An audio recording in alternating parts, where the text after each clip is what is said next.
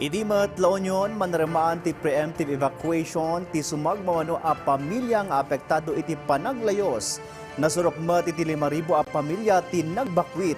Mapaspasaran pa iti kaawan ti supply ti kuryente iti daduma a paset ti probinsya. Ada detalye ni Bridget Marcasi Pangosfian. Matututukan ita ti disaster response operation ti provincial government ti La Union para iti panakaipasigurado ti seguridad dagiti residente ken napartak a panakaidanon ti tulong kadagiti umili. Agtaltalinaed a nakaalerto dagiti kameng ti PDRRMO.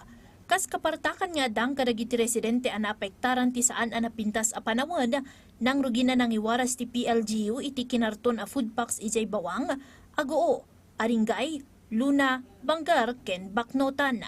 Nang ipatungpal mo ti preemptive evacuations ti Kaba, Bawang, Bangar, ken San Fernando. As of 5 a.m., nasurok 5,000 na pamilya abuklan ti nasurok 15,000 nga individual manipod iti 119 a barangay iti 14 nga ili ti probinsya ti naapektaran.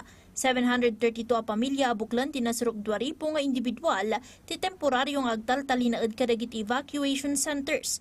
Bayat nga 459 na pamilya abuklan ti 1,300 nga individual met ti nagkamang kadagiti kabagyanda.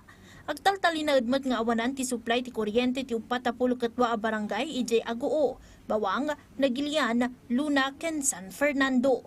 7 a balay ti naipadamag a partially damaged ijay Bawang. Kadagiti met kalsada, napasamak ti road slope collapse iti San Fernando Bagolin Road ijay Barangay Pias, San Fernando City, isu a may balbalakad ti panaginnayat no agdalyasat iti nasao a kalsada. Tapno may pasigurado mo ti dagos a panakadalos dagiti kalsada ang makapasar iti panagragaay ken panaglayos na ipanamnama iti kinaalerto ti DPWH La Union 1st District Engineering Office nga agresponde. Agtaltalinaed met a suspendido ti klase ken trabaho kadagiti opisina ti gobyerno. Bridget Marcasi Pangosfian para iti Pagilian.